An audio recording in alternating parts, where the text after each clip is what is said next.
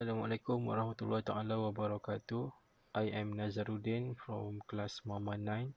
Today I will present about my seminar paper for subject Seminar in Public Management ADS 656. My seminar is titled Performance Appraisal in Malaysian Public Service. Performance appraisal is a formal system of periodic review and evaluation of an individual or team job performance.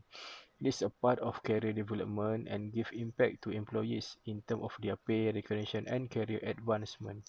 It helps employer to trigger who is performing and who is not performing in their organization.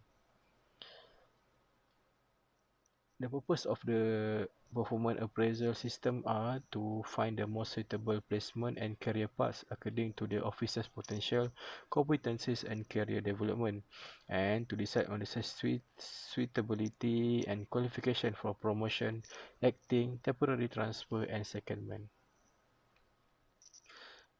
Principle of performance appraisal are create objective, fair and transparent implementation of performance assessment based on the quality of work and the personal characteristic of the assessed officer in terms of the achievement of the organization objective, and to encourage positive competition to increase quality and productivity.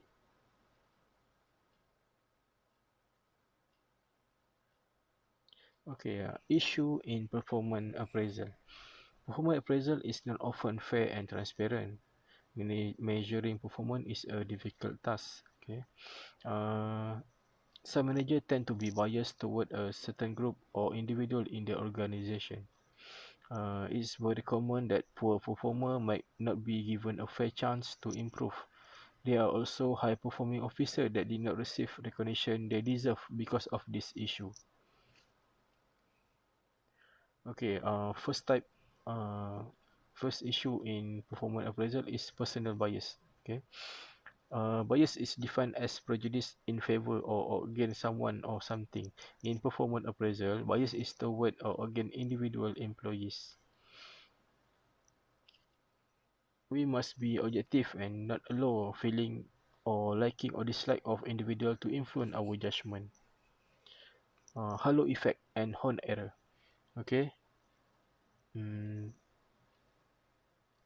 Halo effect is letting a single strength of an employee determine the overall rating, while uh, on error is the individual performance is completely appraised on the basis of a single negative quality or feature perceived. This result is in an overall lower rating than may be warranted. We can avoid this error by remembering that employees are often stronger in some areas and weaker in other areas, and we need to objectively evaluate each employee based on their actual performance for each evaluation item. Stereotyping. Stereotype mentally classify a person into an affinity group and then identify that person has assumed characteristics similar to that group. Regardless of whether the stereotype is positive or negative, creating an association within a group rather than explicitly recognizing individual characteristics has the potential for significant error in evaluation. Thus, we can avoid stereotyping by recognizing each employee as an individual and objectively evaluating each employee based on their actual performance. Similarity error. This error occurs when the evaluator evaluates a subordinate employee whom they consider more similar to them as a better employee and who are different from them as a poorer employee. Okay. This can be avoided equality by embracing diversity and objectively evaluating each employee based on their actual performance, even if they are different from us and do not do the same as we do. Recency error. Recency error occur when the appraiser only use the last few weeks or months of the appraisal period as evidence of their appraisal of others. We can avoid this error by evaluating employee based on the overall evaluation period, usually 6 to 12 months.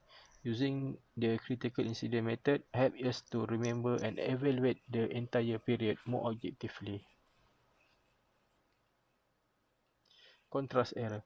In contrast, evaluator compare and contrast performance between two employees rather than using absolute performance measure to measure each employees. For example, evaluator may distinguish good performer from outstanding performer, and as a result of significant contrast, such as good performer may appear below average. This will be a contrast error.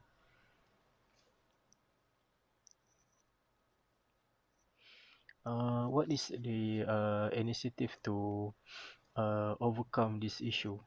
Okay. Uh, As issue and problem arise due to poor performance appraisal, top management should take action to improve it. There are several methods that can be used, such as developing accurate performance measures, training evaluators, and using a variety of evaluators.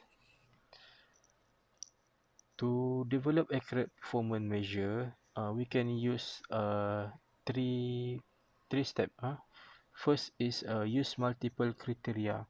Use more than one or two criteria to evaluate a person performance over time. Okay. Behavior and outcome that occur throughout the evaluation period are usually the best criteria to use in the process of evaluating a person performance. Second is to minimize the use of trait-based evaluation. Trait-based evaluation tend to be more subjective than behavior or result-based evaluation. By minimizing this type, we can lower the incidence of bias. Then to give the measure the OUCH and blanket test. OUCH stands for objective, uniform in application, consistent in effect, and has job relatedness. Performance evaluation should be objective rather than subjective. While the blanket test is a bottom line test whether everyone understand why they are assessed at a specific level and what it takes to get a higher rating. Train evaluators. We need to train our evaluators to uh, make them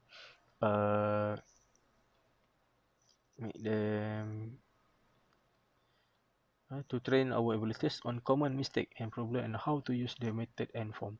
Only through the training process, many common problems are reduced. When the assessor realize that common offence occur frequently, they immediately begin to evaluate the offence and prevent it. Bias and stereotyping error can be reduced through the evaluation training process. Use multiple evaluators. Various evaluators limit an individual evaluator's ability to give biased opinion on employee performance, as well as limit stereotypical abilities in the evaluation process. In addition, halo error, similarity contrast tend to be evenly distributed among some evaluators. Conclusion. As the purpose of performance appraisal is to find the most suitable placement and career path according to officer potential, competency and career development. Okay, integrity must be highly held. Issue and problem rise from the performance appraisal has to be solved effective and efficiently to avoid continued dissatisfaction among employees.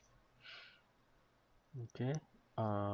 Malaysia government through Public Service Department has released enough number of circular and policy to ensure its public servant performance appraisal are implemented wisely and free from unfairness. It can be said that Malaysian Public Service have a good performance appraisal management system. That's all from me. Thank you.